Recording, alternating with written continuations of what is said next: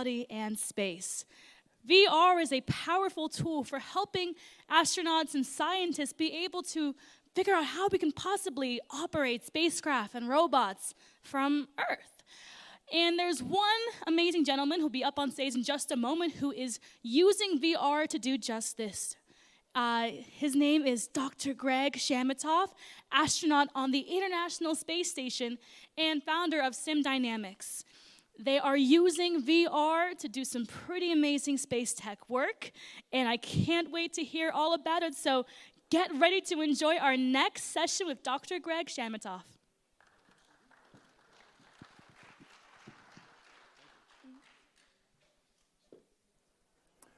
Okay, thank you, Kim, and good afternoon, everybody, and howdy. This picture, this moment, this was a transformational moment for humanity, and an inspirational moment. It was Apollo 8, as many of you probably know, and it was 1968, and this picture was an inspiration, for countless engineers and scientists and filmmakers and authors, that kind of event, that kind of idea is it's rare to come by this, and so what I'm wondering, what I want to kind of pose today as a question is, what is it today? What is it today that can give us that kind of inspiration? This was an inspiration for me. I was 6 years old when this picture was taken, and another event happened 6 months later after this picture. It was the launch of Apollo 11, and I was visiting Florida on a family vacation at the time, and I saw the launch of Apollo 11 in person, and the combination of knowing what was going on at NASA and the Apollo program as a young boy, and seeing the launch and seeing that picture, it really transformed my life and kind of set the whole course for my future. This was the first time that humanity got to see our planet, every single thing that we know, everybody we know, everything that's familiar in our history, all in one place, and a viewpoint from another world. And so I'm wondering, what is it today that we can do to inspire the next generation in the same way that this inspired all of us, our generation? Is it a picture? Is it something else? Here's another picture. The remote's not working. Is it? You go to the next one. Just go to the next one for me if you can. Okay, yeah, so here's another picture. This is a picture that I took from the space station. This was the last spacewalk of the space shuttle program. It was the last spacewalk to build the International Space Station. And just by chance, I was the lucky one to be on this particular EVA. And it just turns out that when we were preparing for this, we did, of course, a lot of EVA practice underwater, but we also did, EVA practice in VR.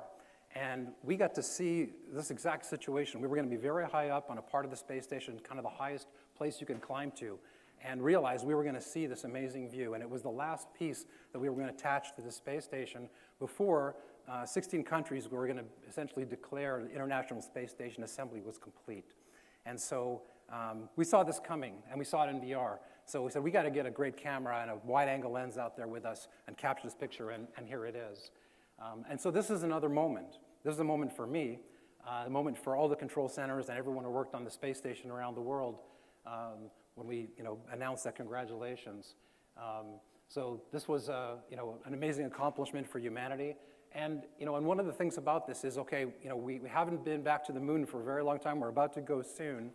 But we've accomplished an incredible amount over the time that has happened in that period, and all the accomplishments and all the things that we learned are what's going to enable us now to go back. And okay, here's another picture.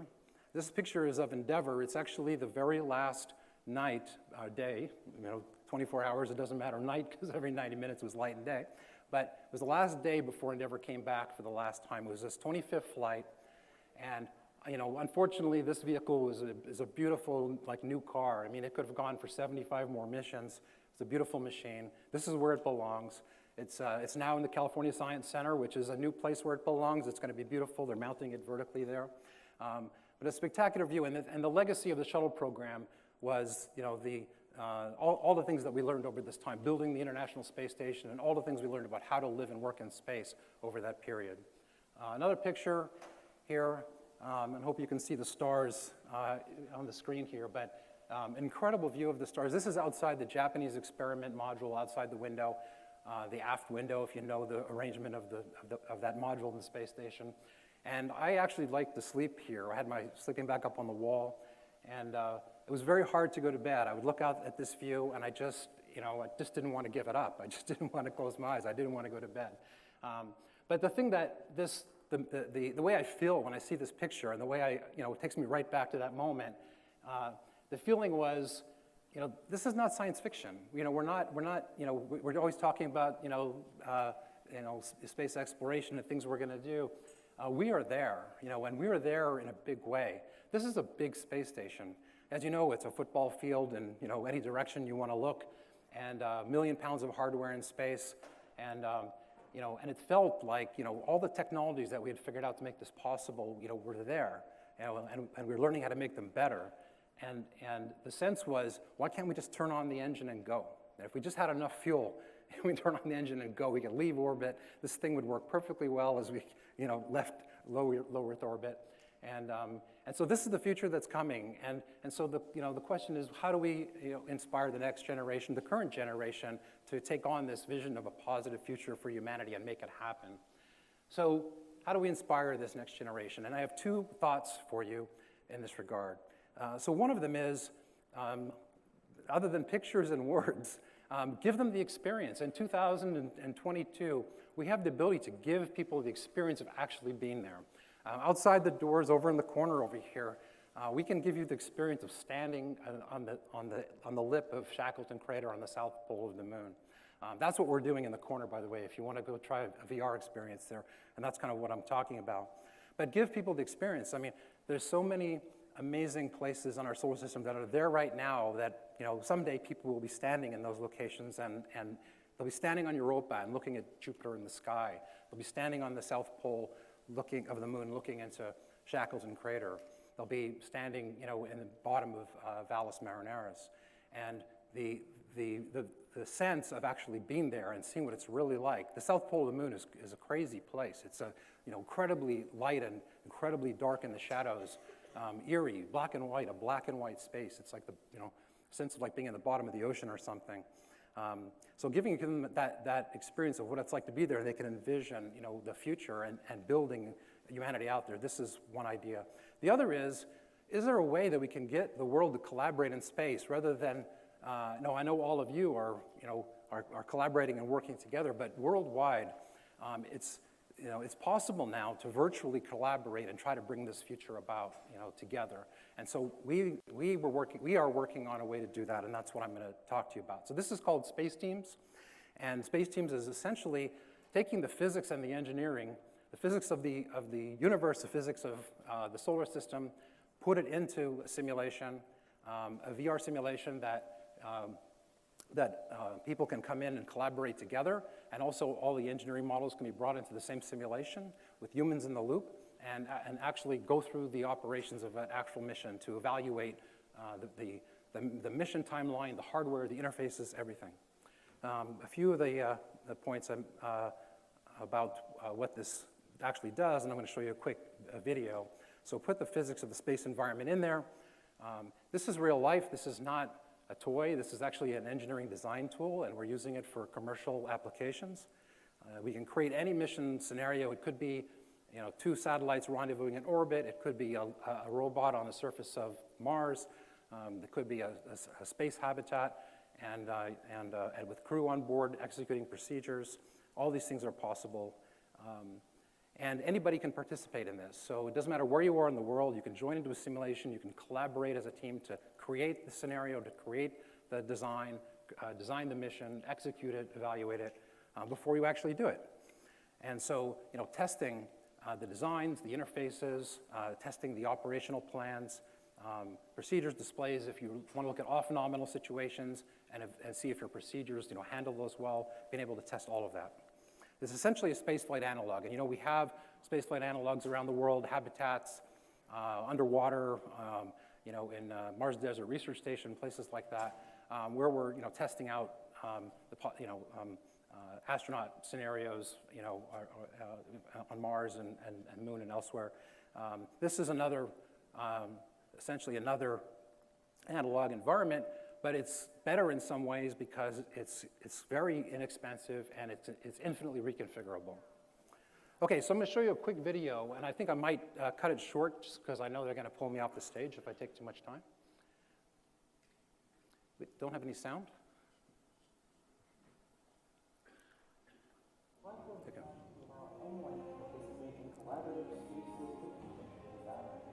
Specifically tailored to space environment, spacecraft allows us to simulate to build user-centered parameters rooted in the system. The high fidelity, mathematically accurate models of a real physical system and provide the tools for engineers to design as well as carry out. In industry, it is often difficult to have broadly considered. The use of different software platforms offers this kind of work. Is it possible to turn the music level down?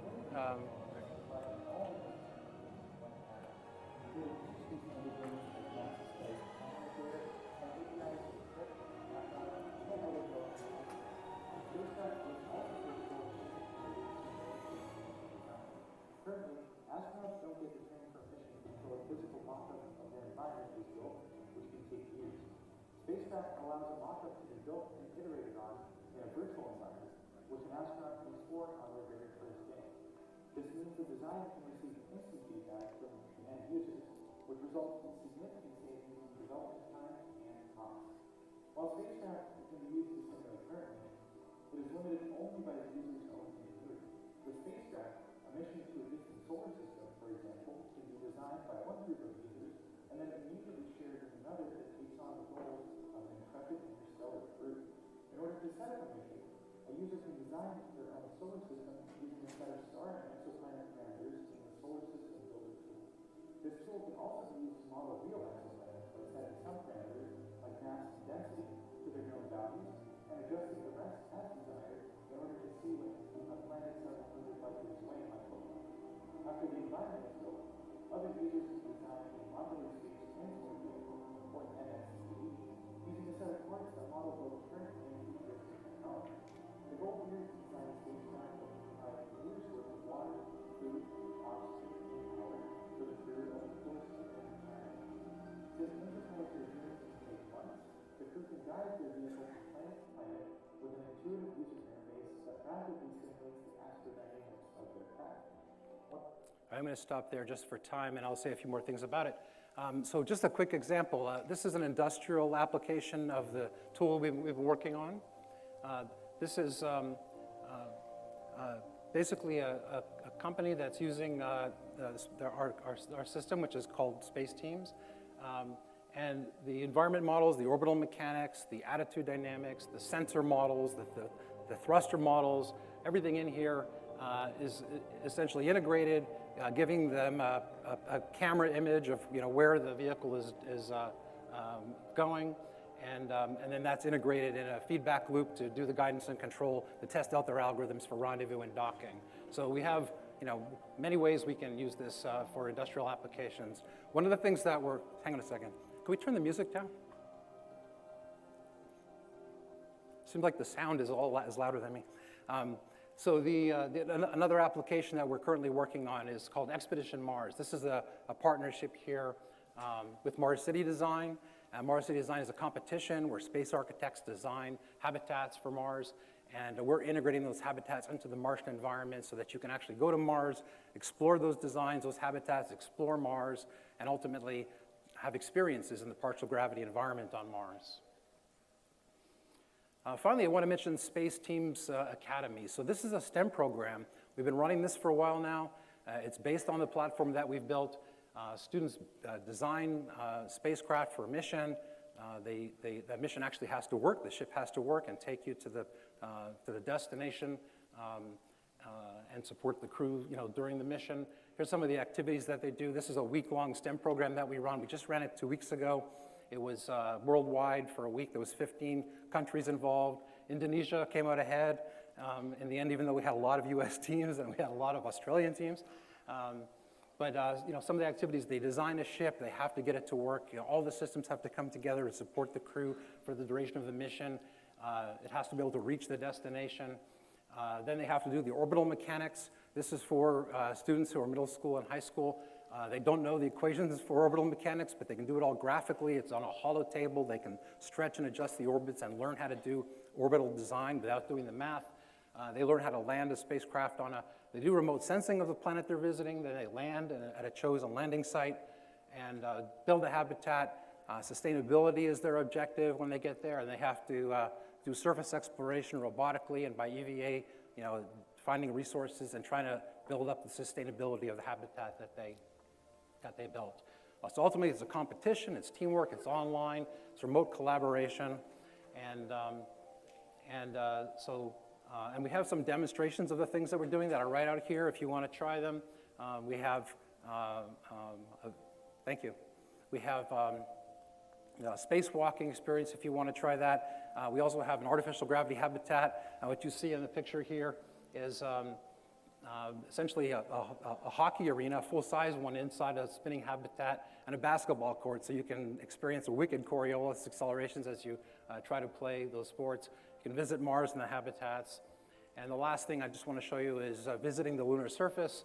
This is a high-fidelity simulation with multiple people in it to do a robotic activity that was teleoperated. The crew is out there. They end up having to fix the rover. They're evaluating procedures. This is to simulate an actual NASA training or NASA activity. So you can also give this a try if you visit us out there. So if you're interested in finding out more about this, go to space-teams.com. Just don't forget the dash, space-teams.com. And by the way, this picture that I showed you at the beginning, some of you may have guessed, but it wasn't the original picture from Apollo 8. It's actually a snapshot from a space team simulation. So thank you very much.